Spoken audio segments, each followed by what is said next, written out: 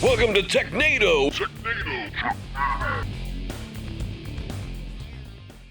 Welcome back to another episode of Technado. I'm your host, Sophie Goodwin, joined by the one and only Don Pizzette. Don, how are you today? I am doing great. I got a crazy news cycle this time around. It's like the world is on fire. Everyone got hacked. We could just stop right there. Like that's the headline. Everybody's hacked. Give up. That's the episode. Thank you all for joining us, and we will see you next week on Technado. No. So in addition to Don, of course, we have Dan. Dan, how are things on the other side of the table? I am 5x5. Thank you very much. Feeling good. Ready to do some of this here tech news on the Technado. I have never heard that expression before. 5x5? 5x5. Down the pipe, 5x5. Yeah, it's a military thing. That is a new one for me. Or if you had watched Aliens like we assigned to you last week, Right. we wouldn't be having this discussion right now. You know, It's hard to find good help these days. For Sophia, but You say that like I it listen. might not work out. I'll add it to the list of things that I need to do. Aliens, Like sure. tonight. Along with the entire X-Files series. And yeah, there's a lot of things that I need to catch up on. Aliens is a quick fix, though. Yeah, like you right. Can... It's 2 hours and you're done. Okay. You know, Yeah, we'll X-Files is 11 seasons. I'll plan that. bit That'll more be of a my slog. weekend. I'll watch Aliens and go to bed with nightmares, and it'll be fine. So, but that's not what we're going to do right now. I'm not going to watch Aliens here in the middle of our podcast. We'll save that. That's on my own time. Let's go ahead and jump into some of the tech news we've got this week. Like Don said, lots going on. So first up, we're going to talk about some things going on in the world of Microsoft. This article comes to us from Tom's Hardware. It says, Windows 11 watermarks showing up on unsupported systems. So it looks like Microsoft is now trying to urge users that are running Windows 11 on unsupported hardware to either go ahead and upgrade those systems or downgrade back to Windows 10, or otherwise you're going to have to deal with that slightly annoying watermark there. Yeah, if we go back in time to, I guess it was 2021 when we were reporting on Windows 11 coming out, it was a little controversial because they had some new hardware requirements. They said that you had to have a TPM 2.0, and a lot of people didn't have that, especially on desktops, right? A lot of desktops just didn't have TPMs. Most laptops did, but not all. And so people were like, well, I want to upgrade to Windows 11. There was also a CPU generational requirement. You had to have like a Gen 10 or Gen, I don't remember the exact requirement, but you had to have a newer CPU, and a lot of people didn't. And so it wasn't long before we found out you could just bypass it. You could skip those requirements and jump right in and install Windows 11, and guess what? It worked just fine. And so plenty of people did it. But we said back at the time, yeah, it works. You can get Windows 11 installed, but we don't know what's going to happen in the future. Microsoft could pull the plug and say you don't get updates anymore, or they could do what they just did this week, which is to make a watermark display, like the old activation watermark. If you weren't activated, your wallpaper would go black and it would have a message on there. You're not activated. You're obviously a criminal. Well, I just made that my wallpaper. that's the default. Yeah. But now they have a little watermark that appears just to let you know, hey, your system does not meet the minimum requirements for Windows 11, and you should do something about it, like buying new hardware. Correct me if I'm wrong, but they put some stupid little barking dog that basically complains at you nonstop until you update to Windows 11. So you go through with it, right? You kiss the ring, you bow the knee, you upgrade, and then they go, hey, here's the thing. That shit computer that you're using... I don't really like living here. So why don't you go on back to Windows 10? Well, I'll just let bygones be bygones. That was one thing that kind of confused me about this article reading through it is I was like, I feel like something's missing here, because if it's not forcing you to make any changes, it's just saying, well, if you don't make changes, this watermark's going to stick around.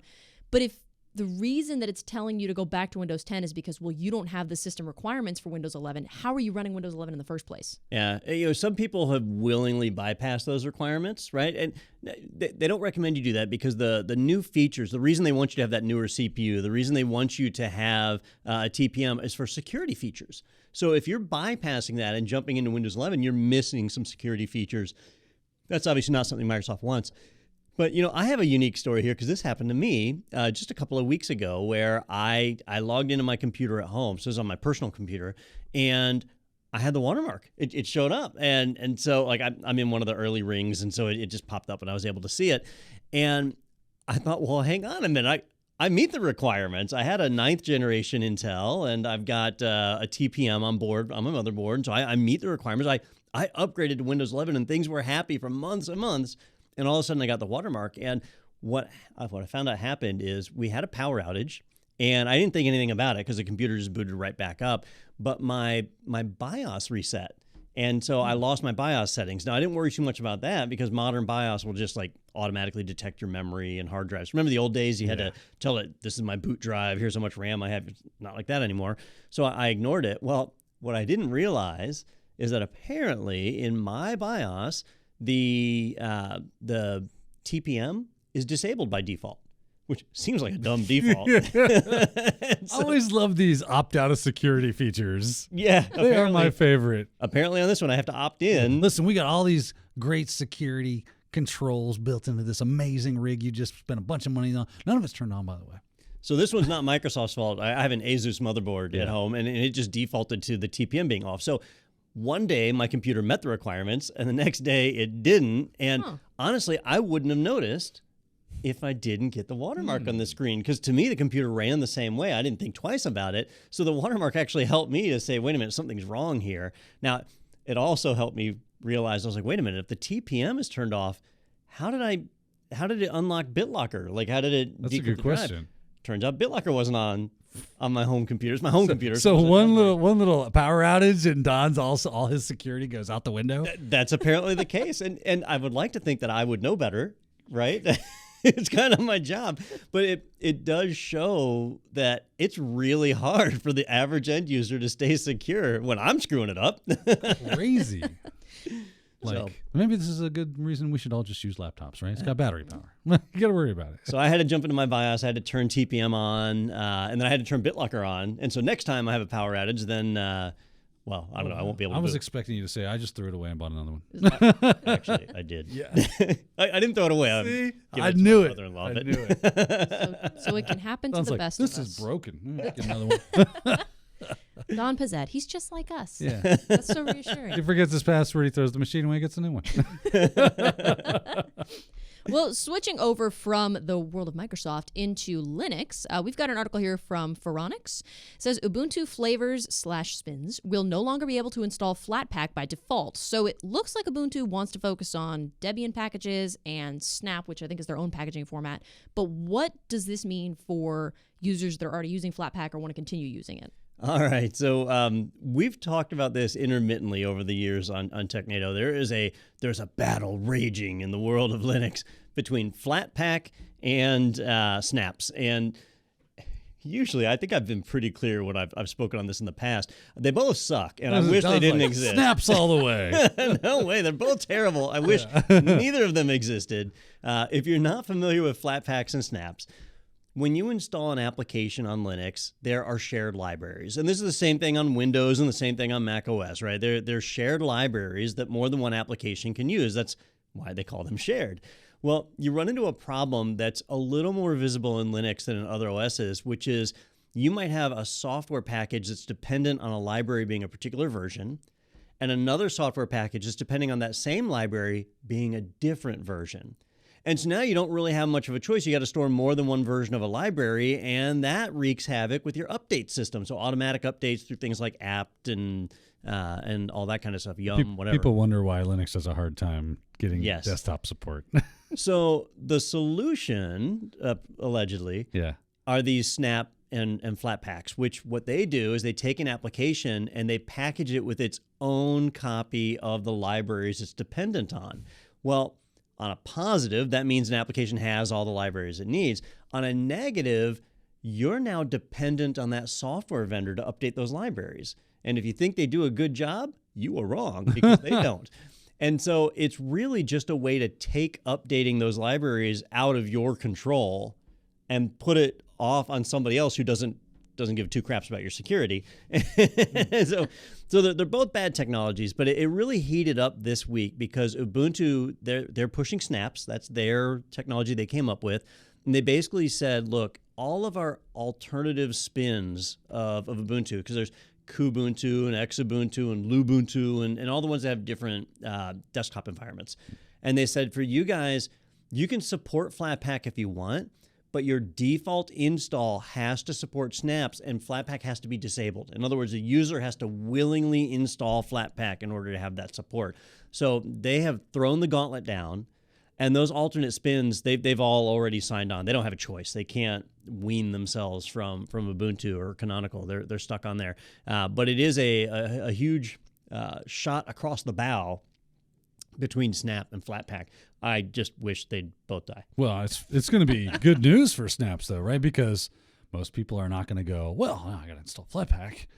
Especially new users. New users are just going to go, Yeah. I guess this Snaps thing is what I use to do this with, and they'll just get used to it. It was kind of like Internet Explorer back in the day, right? Like, I just got so used to having it with every new machine I spun up that was my browser. That's the browser experience I'm looking for, and it's a great way to kind of like indoctrinate people into that world is by just making it the default. And I'm not keeping you from using Flatpak, but it's not there. You got to have the wherewithal to get it, and you got to have to want to do it. Yeah, I'm worried about becoming one of those people like with Systemd, right? Yeah. Systemd came out, and there's people Back that in hate my it, day. and they switched distros because they didn't want Systemd, right? Yeah. I don't like snaps, and so whenever I install Ubuntu, the first thing I do is disable snaps. But Canonical, they are pushing harder and harder. They've already taken some packages where the .deb file that they're using for regular updates is now older or outdated compared to the snap. Like, they want you to use the snap. And so at some point, you're going to be like forced to use it or jump ship. Now, you're saying that the biggest problem with it is that those libraries do not get updated in a regular cycle, and it kind of makes you behind, and maybe even a security issue and so on and so forth. Do you think that with more users utilizing those snaps, that will start to kind of become a sore spot for more people, and then that voice will get louder, and then they'll modify their process so that is something that they are doing more regularly? So I would like to think that's the case, but it's been years. Yeah. And what we've seen instead is that Ubuntu or Canonical, they have done a good job of trying to sandbox the snaps more and more and more so that the apps are restricted to their own little execution space. So an attacker could get in and compromise that one app, but not jump over to another They're one. in a walled garden. Yeah.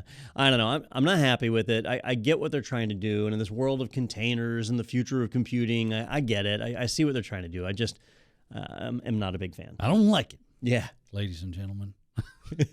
No, sir, I don't like it. Well, on that note, we'll go ahead and leave the land of Linux for now before we get too riled up. Let's go ahead and take a look at what's going on in, I don't know, what would you call it? Cloud country? Cloud. Yeah, Yeah. cloud country. Yeah. We'll call it that. Cloud country. We're in cloud country We don't now. fail like that Linux thing.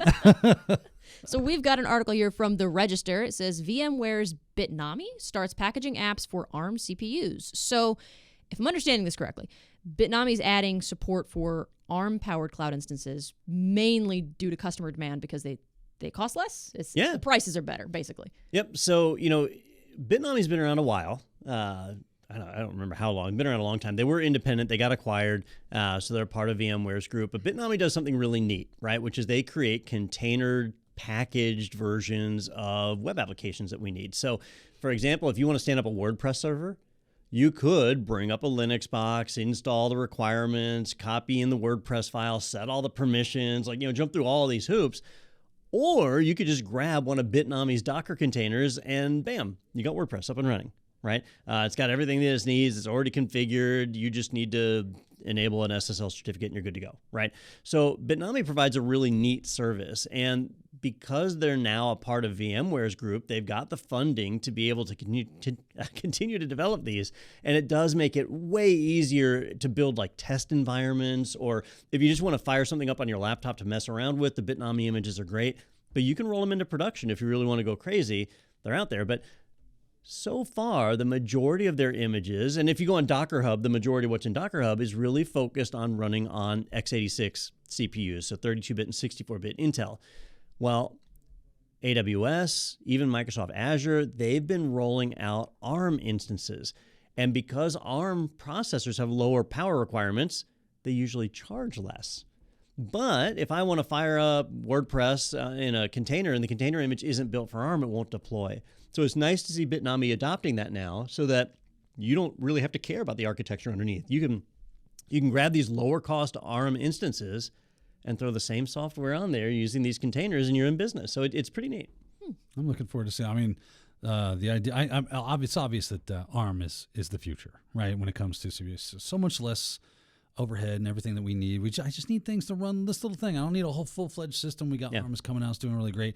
And then if we start seeing other competitors really working themselves up to being truly competition to Apple Silicon, that's going to get interesting.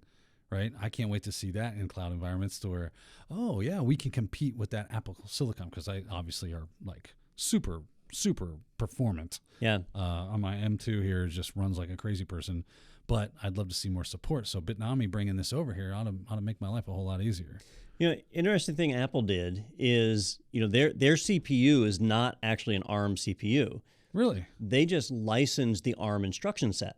So it's completely proprietary Apple silicon under the hood, but because they use the ARM instruction set, everything ARM runs. You talk to it in the same language, right? Makes sense. And it does make sense. They've done a good job with it.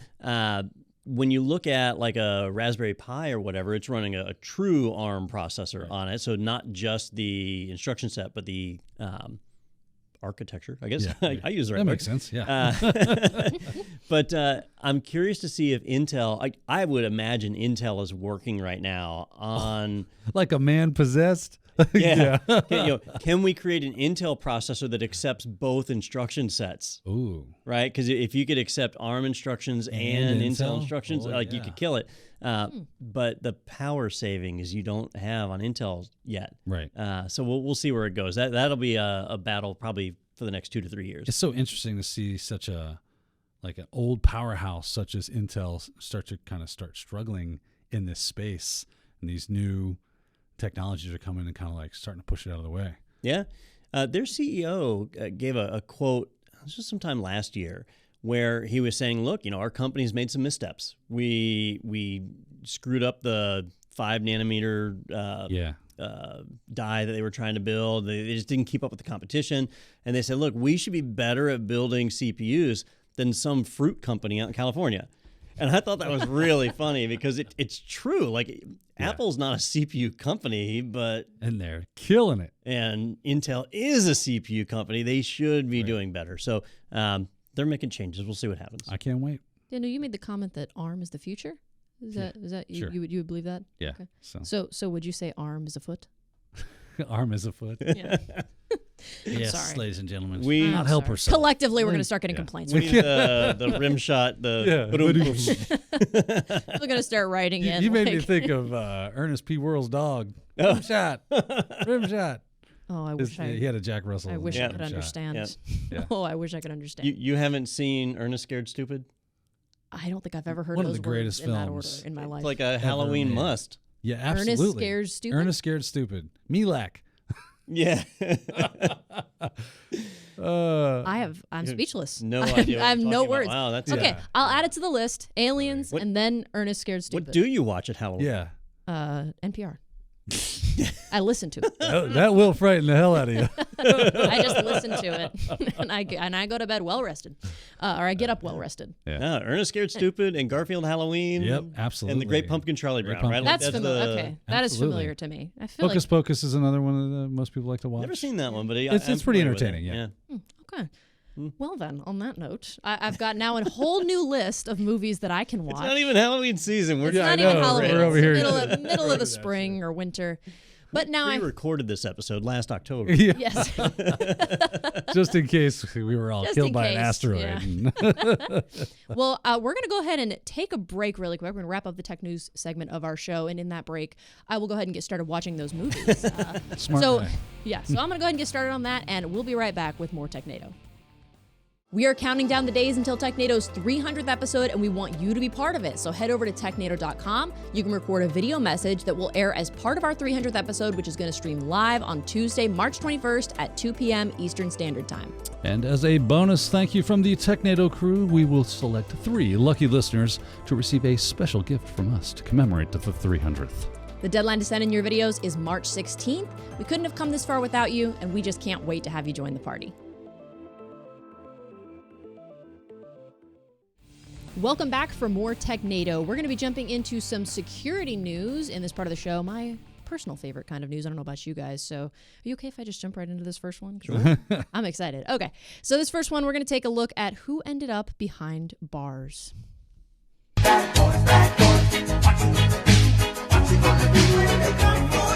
Break the law and you'll go to jail.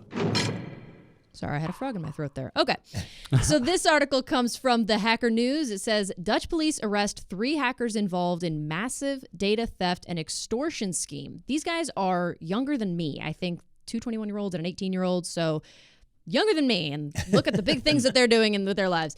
From over in the Netherlands, believed to have stolen personal data from tens of millions of people. And I think the investigation for this has been ongoing for 2 years, and they were only arrested recently. Is that right?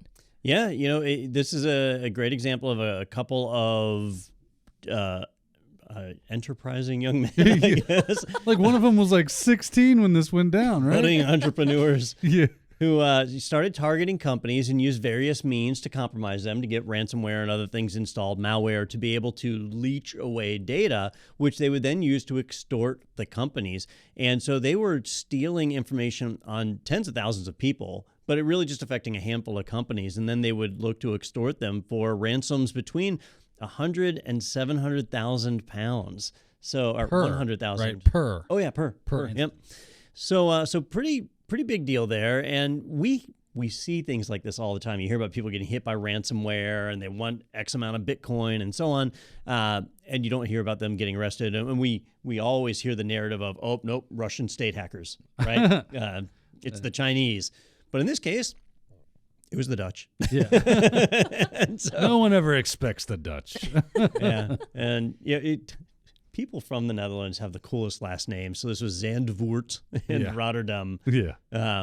And so yes, they were able to track them down, mainly because spreading ransomware is actually pretty easy, but transparently getting payment in a way that's not traceable is very, very difficult. And so in this case, it was that extortion effort that led to them getting caught. But they had compromised companies like RDC, Shell, Ticket Counter, and a number of other ones that are out there. And so it was just nice to see these guys get caught and thrown in jail. That's right. And welcome to prison, boys, where you'll have a luxurious stay in the unique setting of the Black Dolphin prison. Now, what was interesting about this article was, we kind of course, everything they did was horrible. They should have done it. I don't know where their parents were, but something went wrong in these children's upbringing and led them to this life of crime, and they now have to share a cell with somebody that's probably not going to be very nice to them.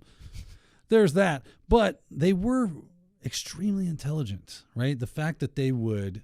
It looked like they said, this is the sensitive nature of the plundered information means that it could be used to carry out social engineering attacks of various kinds of fraudulent activities. And that it seemed like they were using the information that they were gaining from the hacks so that they could hack other things. And that's how they kept this going. Like, they were like, oh, well, this information, I bet it's going to be somewhere else, right? And then tried and true methods of things like password spraying, credential stuffing. Like, I wonder, if they're using that password here, we just cracked that. Does this person exist anywhere? And you do a little OSINT, you find, oh, yeah, they're somewhere. You're going to find the same people in a lot of different pools and then go, well, now I can use that to gain access to that data. And now I can hack them and I can extort money from them. So they really figured out how to cascade their hacks into more hacks. Yeah. I wonder, did they mention how they what finally led to them getting arrested? Like what was the final straw? A broken that was like, tail light. for a split second, you had me. I was like, no, because it says it was an ongoing. They heard the muffled tones from the trunk. So I wanted to learn more, but the article that provided, the article from the Politi, I don't know how they say it, was not written in English, and so I wasn't able to get more out of it than that. You should have thrown it in ChatGPT and said, translate this for me.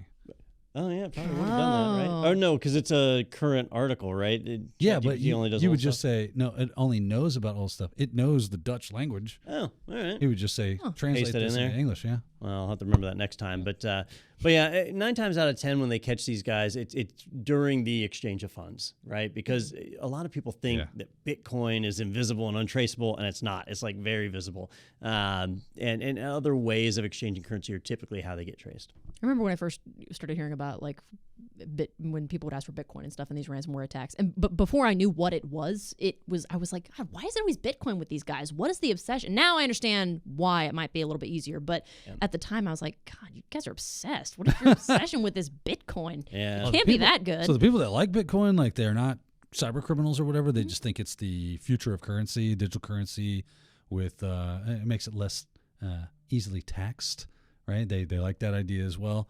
Very zealous about the idea of cryptocurrency. It's interesting stuff, just the technology behind it and everything.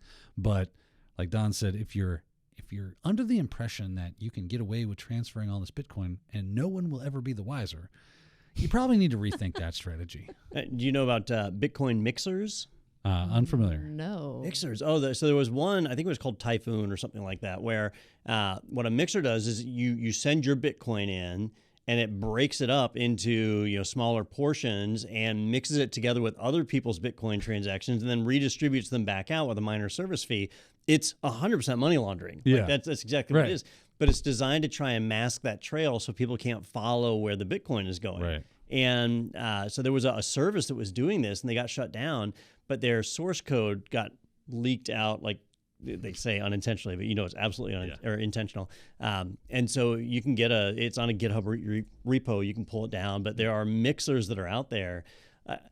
I understand the original intent of cryptocurrency, right? Decentralized finance. They didn't want the government to be able to control the currency. Right. But the reality is it's like purpose built for criminal activity. And it's just, you can't ignore that. Well, is it purpose-built for, or it just happens to do a really good job for criminal activity? So the original person or people that created it, the Japanese name of Sakamoto or something like that, is not revealing himself, right? So what does that tell you? I have no idea. It doesn't tell me anything. That's a logic leap, Don. Maybe it wasn't not created that much of a logic leap. I'm not going to ascribe to malfeasance what I can just explain away with ignorance or buffoonery. I suppose so. Yeah. But the rampant criminal activity that happens in some of these systems, and you don't have to look too far beyond like FTX and all these other ones that are going under with no financial controls in place. I will say the people that have been like all about crypto, a lot of them have been super shady people, right? Absconding with millions of people's dollars. And or it's crypto. Not everyone, right? Right, it's not everyone. I don't want to use hyperbole for this kind of stuff. Yeah. There's plenty of legit purposes, and do you think they'll ever come up with a cryptocurrency that is good for public trade and commerce? I don't know. Like you can go to the gas station and buy things with cryptocurrency? You sure can, yeah. In some places, like it just depends on whether or not they accept it. It would be nice to have a unified currency across the planet. Yeah. Right? Think about how much money here comes Don. He's one world army. I know. Here. Yeah. Think New about world order. how much money and resources we waste every year due to currency exchanges and like all this financial bureaucracy even the we have. printing of money. Yeah. Right? That's a huge how much does that cost for us to do? Yeah. As a thing, right? And then you got to worry about counterfeit stuff, right? So a cryptocurrency does seem like it has some benefits in the future if we can kind of like make it work right. Yeah. Or we could do like Star Trek and become space communists. There you go. That was like Gene Roddenberry's like ideal future, right? It was like this huge communist utopia. That's basically it. Well, thanks for joining us for this episode of Finance and Fraud. We're gonna go ahead and move on, but that is interesting. I'm gonna actually look more into Bitcoin mixers later because you first said that, and I thought, is that like an event for people that like Bitcoin to get together and chat? Drink Mai Tais and mixer. talk mid. That's the first thing that came into my head. It's the Catalina wine. Catalina Bitcoin mixer. So that's a new vocab word for me. So I'll look into that a little bit later. So, but justice is served over in the Netherlands, but here in the U.S., some unfortunate news coming to light for some major media outlets. Let's take a look and see who got pwned. Looks like you're about to get pwned. Fatality. Yeah! So this article comes to us from Bleeping Computer. It says that News Corp says state hackers were on its network for 2 years. So News Corporation is the parent company of Wall Street Journal and New York Post, I think, among others. And there was a breach back in 2022, but it's now coming to light that it's the same attackers that gained access, I think, 3 years ago, February 2020. So that's really the news here, right? Is that they're now making the connection that it's the same guys. Yeah, and you didn't mention their biggest property, which is Fox News. That's true. News Corp's biggest asset, as far as I'm aware, at least. It's huge. Very big. Very, very big. It's huge. It's the biggest. That I can tell you. Yeah. In the last election cycle, there were hackers very active, right? And remember, there was the whole bit about Hillary Clinton's email server that got breached. The Hunter Biden laptop. And I mean, so just tons of stuff on both sides of the aisle, right? So Republicans and Democrats equally. Although I think we saw a little more press on the attacks on Democrat. I don't know. I don't have a number for that, but Yeah. it felt like it. Felt like But here's another one that shows like attackers are actively getting into the media as well. And here in the U.S., we don't have state-run media, and so we like to brag about that sometimes. But you did mention NPR earlier. does NPR count Yeah, as I'm just state-run? I kidding. don't Yeah. know. It is Feels like it. funded somehow. Yeah. Nationalist public radio. National, yeah, the People's Radio. So great. Now we're never going to get a contract on NPR. I thought we were going to be the next great tech show. Oh, we got to poke some fun everywhere, right? Come on. So yeah, but here it just shows that attackers were in there. Now, what were they doing in there? Because if you think about it, how are you going to make money off of this? Bitcoin mining. Well, the theory is that if it was state sponsored and they were in there, they could be watching for the anonymous not contributors. What's the right word? When they Sources? get Anonymous sources. There we go. sources? Yeah. Yeah, Okay. you get these unconfirmed reports, anonymous sources or whatever, that if you were a state operative, you would want to know where those leaks came from, right? Remember when the Supreme Court ruling on overturning Roe v. Yeah. Wade, when that came out, Yeah. it was That leaked leaked. out. Yeah. And they did a whole thing trying to track down the leaker. Well, if the attackers were in the media system, they'd be able to figure that out and potentially take some really dangerous action. So, we talk a lot about the utility grid and how the water and power grid here in the U.S. is not well protected. It's a fragile ecosystem, isn't it? And the media is right alongside it. So they were in there for 2 years. Daniel, you said, what's the average time for IOC? 9 months, 212 days, 220 days, somewhere around there. So this one's above average. Yeah, just a little bit, just a little bit. Yeah. It's concerning. Yeah, definitely concerning, and especially when you start looking at the article and talks about the information that they know that they had access to.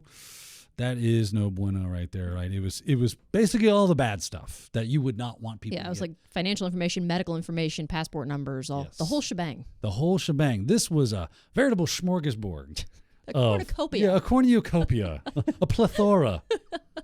A myriad, if Yes, you will. yes, we will get rid of that word a day counter ASAP. What immediately popped in my head, it's going to be all movie references today. Of course. Do you remember Charlotte's Web? Yes. That one Yeah. I've seen, yes. That one I'm familiar with that one. There's the thing where the rat is at a circus eating the trash food. Oh, and yeah. sings Yeah. a song about it being Templeton. a buffet, a smorgasbord. He runs through a lot of those words. That's That's what it. I was That's what we were doing. There we go. Good old Charlotte's Templeton. Web. He was kind of a turd in that book, wasn't he? He was kind of I thought I remember him being kind of a morally gray character in that book. I think he was, right? Probably, Wasn't he? yeah. He was. I'm Yeah. trash talking a rat here. Technado podcast. Not A even fake real. rat. Not even a real one. Rats Not don't have even the best real. reputation already, so.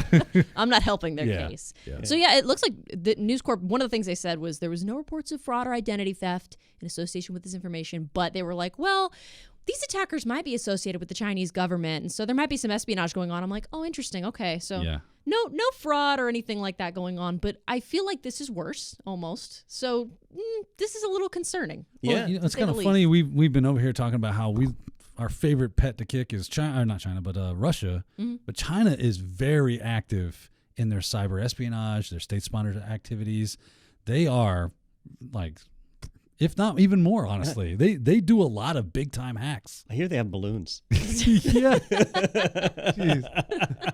I almost feel like they're going, let's just see what we can get away with. let's just start the most outrageous thing we can do and just see what they do. Let's just see. They got a big whiteboard Yeah. in their office. Yeah. Just What write they down. do, they put things on it, they throw darts at it Yeah. blindly.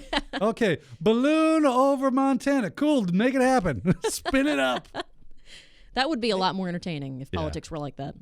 Innovative, right? Yeah. See what happens. And I guess maybe that's the world we live in now, Yeah. right? Where if you watch what's going on in the UN, this is going to turn into a whole political show, where you've got Russia invading Ukraine with allegedly penalties happening because of that, but they seem to be doing all right. So if that's the litmus test of what you can get away with, then Well, correct me if I'm wrong, but they kind of coupled up with old China there, right? Yeah. The BRICS thing, right? yeah. Yep. So we'll see what happens. For us as technology people, it just means these attacks are going to keep happening, and we got to be on the lookout. And they might, I'm going to go nefarious. They might already be in your system. So When robots come for your prescription pills, And they will. They will. Just because you're paranoid doesn't mean it's not happening. That's right. yeah. So whether or not it is China behind that, we'll see. Hopefully we don't see that too soon in our Deja-News segment. Hopefully there's not more bad Next news week. that comes to light. Yeah, hopefully that doesn't happen. But speaking of which, I had really hoped to not read the word LastPass in headlines anytime soon again, but it seems like that was just wishful thinking. So we're going to head into our next segment, which is Deja-News. Did it work? Did it work? It didn't work. I didn't tap it hard enough. We have our producer going in. He's going to push the button for me. Get the 'cause push I- of the News.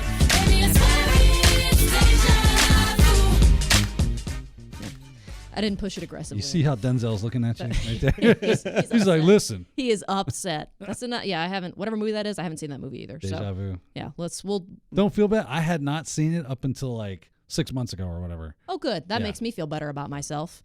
Anyway, moving on to the subject matter at hand. Predator. This I am not. This article comes to us from Ars Technica. LastPass says employee's home computer was hacked and corporate vault taken. So as if things weren't bad enough for LastPass, an attacker was able to hack into an employee's computer. They stole credentials, I think, from a senior DevOps engineer, and they got access to encryption and decryption keys, database backups, basically all the contents of this corporate data vault, which is so fun. Yeah. All right. Well, we have covered the LastPass breach in multiple episodes, and I don't want to beat a dead horse on this and keep going into it. What are you doing with that baseball bat, Don?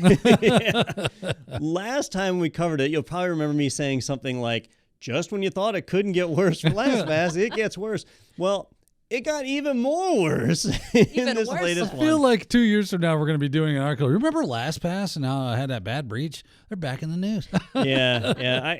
I actually can't imagine it getting much worse than where it's at right now, because we're finally getting some real details on what actually happened. And the story is bizarre, right? When I look at internet services like PayPal, I'm always shocked that PayPal has been in business for over 20 years. That's crazy. And hasn't had a breach that affected its financial systems. Like, that's amazing, that kind of track record. But they're very security conscious. They do financial transactions, so they're very focused on that.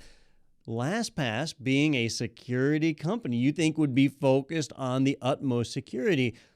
But this is a textbook case of not practicing what you preach and, creating rules and guidelines for other people and not applying them to yourself. So it turns out that one of their engineers, and Sophie, you said just a DevOps engineer, right? So this is not some random engineer. So this is like one of the top employees in the organization. I think he was one of only four. One of access. four people that had access to this S3 bucket. Yeah. Yes. And so, that's a high-level employee, somebody who is important in the organizational structure for...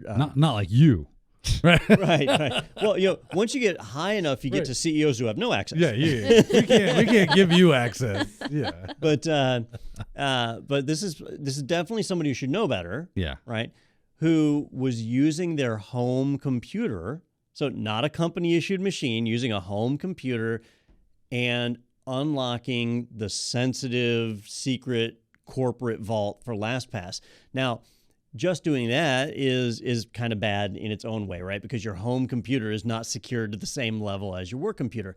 But what made this worse was that when the LastPass breach happened, the attackers found out about this person. They knew this person existed because they had the company details, the company employee details. So they were able to target this individual specifically. On the person's home computer, they had Plex. Plex, the media server that we've talked about numerous times. I'm a huge Plex user. I love it. I use it every day. I don't have it installed on my own workstation. I have it running on a little server. But, Yeah, I don't know why you would have it on your your working computer that you use. You build a little server and let it do the work. He had it installed locally, and Plex had a breach that affected their user database. And it's kind of easy to draw some dots here, or draw lines between the dots to say the attackers knew about this person as an employee of LastPass.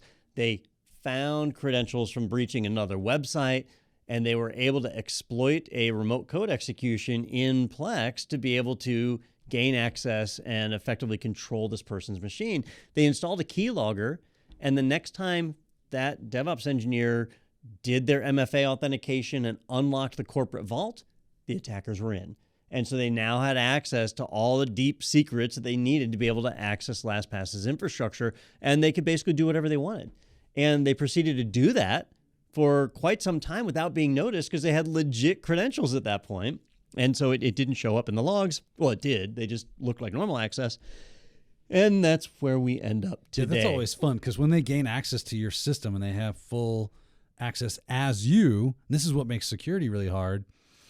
Everything you do looks like it's something that you are doing, right? The log doesn't really betray like this was some random thing that came out of nowhere with some random user. Nope. It was you. You accessed it. It looks like normal activity that you would do. So it's really difficult to kind of find that needle in that haystack because it's really a needle in a stack of needles. Yeah. Yep. So from basically August 12th to August 26th, the attackers were focused on getting these credentials. They did get them. They gained access to the company backups and exfiltrated those. And so it's you know, Don, we were talking about this before the show started, and it seems like, you know, if you're looking at the timeline of the LastPass debacle, as we'll call it, right? You see some very pointed tradecraft going against LastPass. And obviously, this is not some random hacker out in the wild going, hey, I found some access to LastPass. Let's go in there and pilfer their pockets and have a good time. It continued to have many stages, very specific things that they would go after. Obviously, this person is one of 4. How many employees are at LastPass, right? Probably more than 5. So the odds were low that if they randomly had access through someone's Plex system through a breach, that they had, oh, well, now I'm into LastPass. And then it just so happens that all this other LastPass horribleness is occurring at close to around the same time. I don't think it's a logical leap to say, this is a very pointed, intelligent attack for a specific reason that we probably don't know about yet and won't learn about until a little bit. When we have another Deja-News segment. Yeah, we'll just be like, welcome to our LastPass segment. We'll just make it a regular recurring thing. So, at our day job, I oversee technology for the organization, and we have our corporate technology team that runs our Microsoft 365 environment. And because a lot of what we use is web-based, things like Salesforce and Office 365 is web-based, right?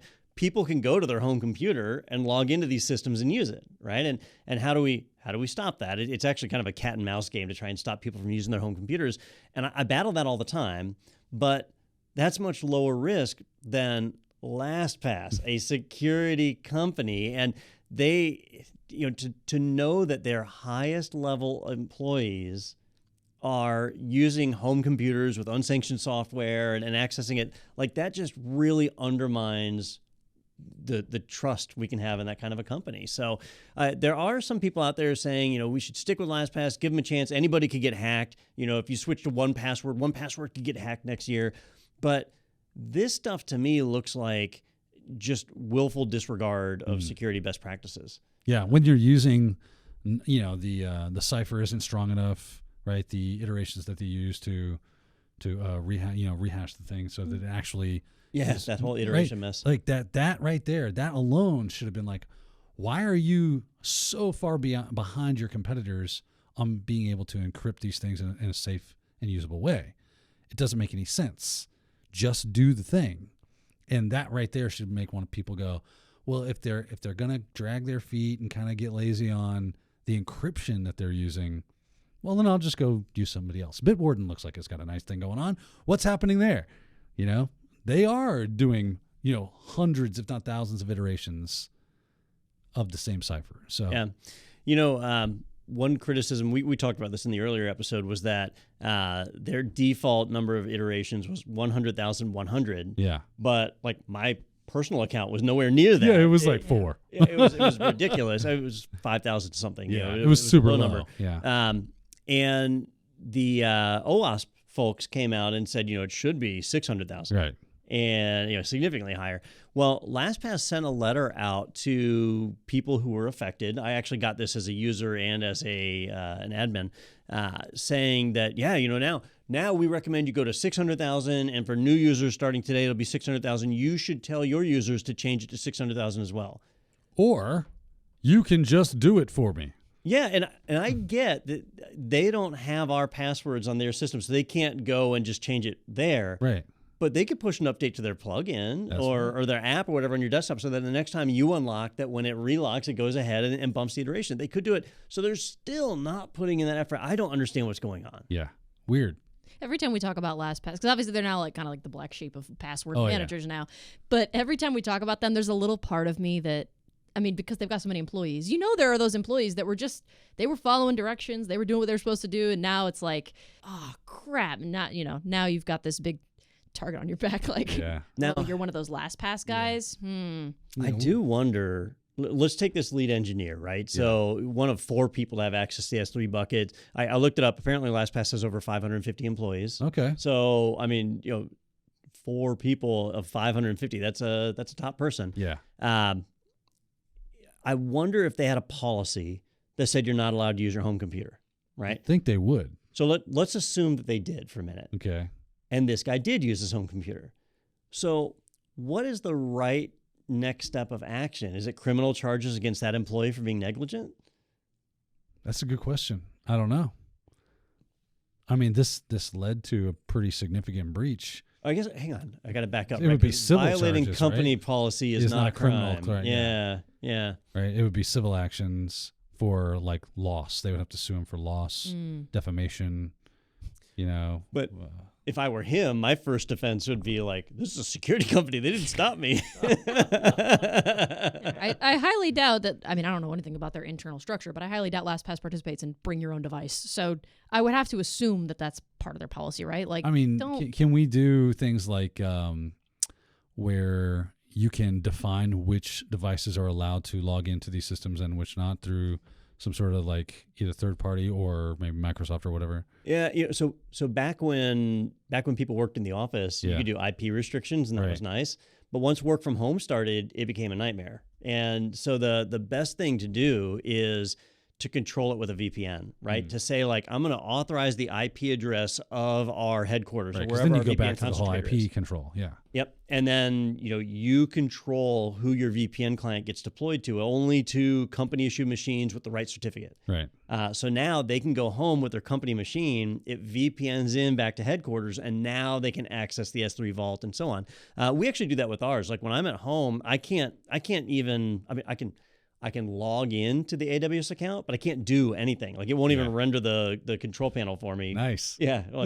Because my IP address doesn't match what's here. So, that's the kind of stuff that you would assume a company like LastPass would be doing. Well, what they say happens when you assume. You're right every time. Every single time. You are always right. Well, real quick, I do want to mention that Technado is sponsored by ACI Learning and IT Pro. So if you are on the Technado website, or if you want to go ahead and jump over there, you can look at that big orange button that says sponsored by. And if you click on that, it'll take you to the IT Pro website. So if you want to support the podcast, check out those courses. You can use the promo code Technado30 to get a discount on your IT Pro membership. And if you do visit the Technado website, you'll see, I think we mentioned at the beginning of the episode, we have our 300th episode coming up. Exciting. So if you do want to submit a video to be part of that 300th episode, you can do it from the Technado website, and we just need to have those videos by March 21st for a chance for you to be featured. So if you'd like to participate, we would love to have you. And if you can't get enough, you can also check out ACI Learning. They've got some webinars and some live on social events you can take a look at. Those recordings will live at itpro.tv/webinars. And I believe they also live on YouTube if you want to check them out there. We've actually got one coming up in March hosted by Daniel Lowry himself. That's this guy. So, yeah, that's him over there. So if you want to see more of So him, sorry. can't imagine why, but you have the option to do that. I'll be there as well, but, I'm kind of like assisting. So I'm like, I guess it's like a sidekick You're very almost. important I'm because you get all the questions. Oh, sure. You're fielding all yeah. the questions. Oh, yeah. I field the questions. Make sure you don't get any weird ones. Yeah. And then lastly, we've got International Women's Month coming up, I believe. The day this episode airs, it's March 2nd. So happy International Women's Month. And ACI Learning is going to be releasing some interviews all month long. If you check back every Wednesday, there will be a new one out with a woman in cybersecurity or audit or IT. So the first one of those came out on March 1st with Jax Scott. She's a really cool lady. I actually got to interview her and speak to her, and she's got a great story. So check that out if you want to learn more about her and how she got to be in cybersecurity. And we're also going to have some interviews coming out with some edutainers from ACI Learning as well.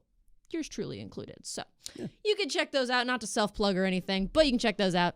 And with that said, we want to thank Don and Dan for breaking down this week's tech and security news. Appreciate all that you do. Well, you know what I want to do now is I want to collect those weird questions. Yes. From the webinar, and we can bring them into Technado. We've do got a a whole question episode. from a B. Bill. He wants to know what color your pillowcase is. Yeah. I'm not really sure what. Yeah, I'll put those in a spreadsheet for you. How about that? Yeah. Well, thank you for breaking all that down for us, and thank you for joining us for another episode of Technado. We'll see you next week.